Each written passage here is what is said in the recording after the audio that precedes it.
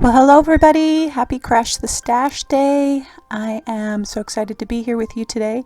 Today is all about playing and having fun and just relaxing. It's been a crazy week, and so I just wanted to get in my journal and just play. So I'm using a bunch of papers from my stash, and some of those just keep coming back around. I can't seem to get rid of them, but I am bound and determined to use them up. I've got some vintage book papers and some other scrapbook papers in this stash, and I'm putting everything down with matte medium, Deco Art matte medium, in my homemade journal that measures 8.5 by 11 wide. And just putting everything down with my matte medium. And while I'm randomly putting things down, I still kind of want it to look cohesive. I'm still placing papers in a triangle in the system that I use for my backgrounds, just because I love that look. And sometimes it can be that we don't do anything to our background, we just leave it the way it is. And I struggled with this because it turned out so beautifully that I thought, do I really want to cover it up? But again, I still try to keep some, well, at least in this journal page, I was trying to keep some order to my process here when putting down my papers, but it turned out so beautifully that I want to do another one and just keep it without much on it. But just putting everything down and getting ready to prepare it for what's coming. So I am mixing my wonderful mixture of gesso and modeling paste.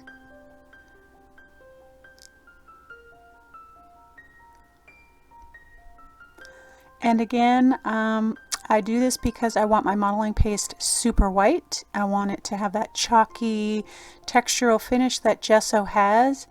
It gives me a little bit softer medium, and it dries faster, and it extends the modeling paste, because usually modeling paste is a little bit more expensive than gesso, so it gives me a little bit cheaper product.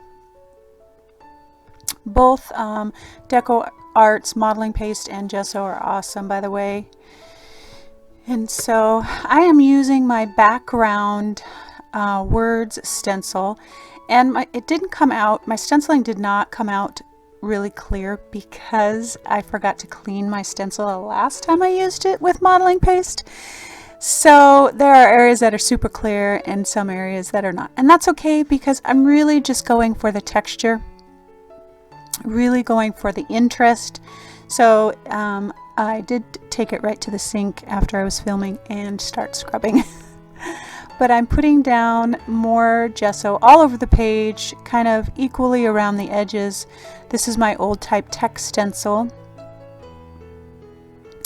And again, working in a triangle. What I work in threes usually for my backgrounds.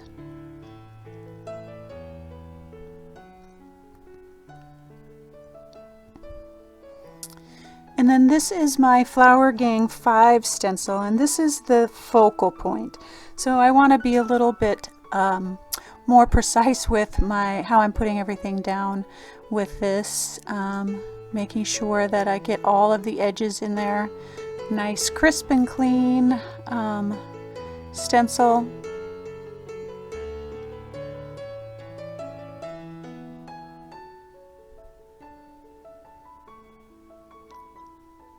And there's something about working with modeling paste that is really satisfying, and to me very relaxing, because if it doesn't come out right, you can just scrape it right off and do it again. But when you get a great impression from your stencil and your modeling paste, it's so delightful.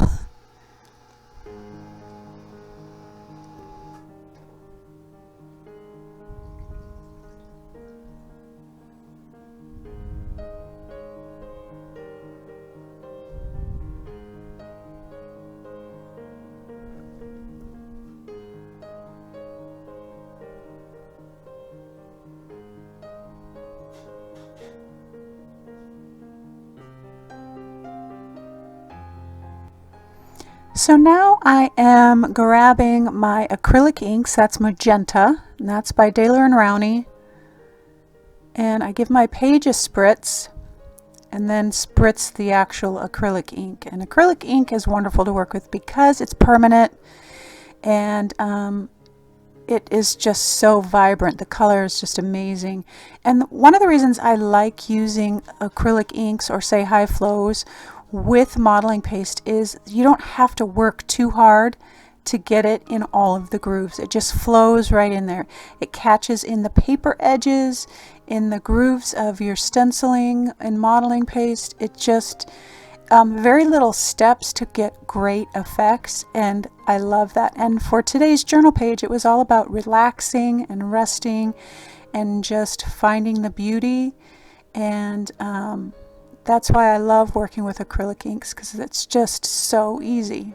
So I made sure that that was dry so that I didn't get any blending of colors. And I'm adding some deep violet in the high flow acrylic.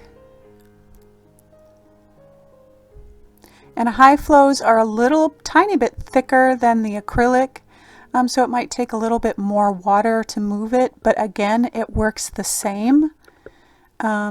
Without much effort, you get all of that modeling as it dries, the puddles that catch in all of the grooves and the corners of the paper. It's just so yummy. And again, this is very satisfying and easy, just so easy. It doesn't take a whole lot of brain function, and that's what I was looking for today, to just relax and just go on autopilot. Now I'm using the acrylic inks in sepia. It's one of my favorite colors. It just has this grungy, yummy, old, vintagey feel. Oh, I love it.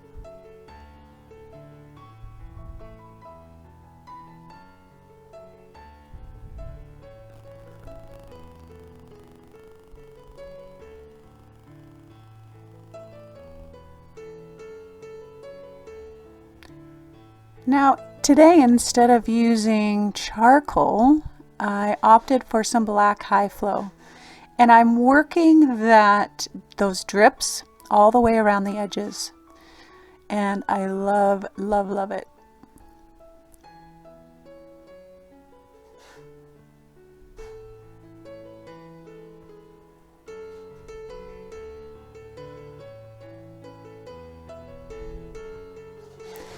And I love the drips because it gives you just a feel of natural, intuitive, and how it dries, it's always so beautiful, and the modeling and the puddles, it's just wonderful.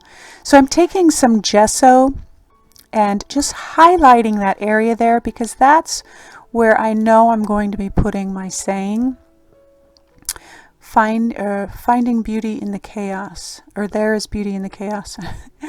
And that is definitely what this page is all about. And now I'm just writing with my fine liner my intentions, my thoughts, my process, what I need to get out on that page. It's so important in our journals. My fine liner is a tool that I use often, and I get asked often what's in it, so I use fluid acrylic, airbrush medium, and water, and it's a 50-50 mix. It's kind of a science experiment. You kind of have to play with it. And that's it, my friends. A quick and easy journal page using up all of our bits and pieces for Crash the Stash, which is what we do for Crash the Stash. So I hope you enjoyed this video, and if you did, I hope you subscribe and you give me a like. And I hope that you are able to find the beauty in the chaos. Our lives are so busy. I hope you have a wonderful day, and I will see you soon.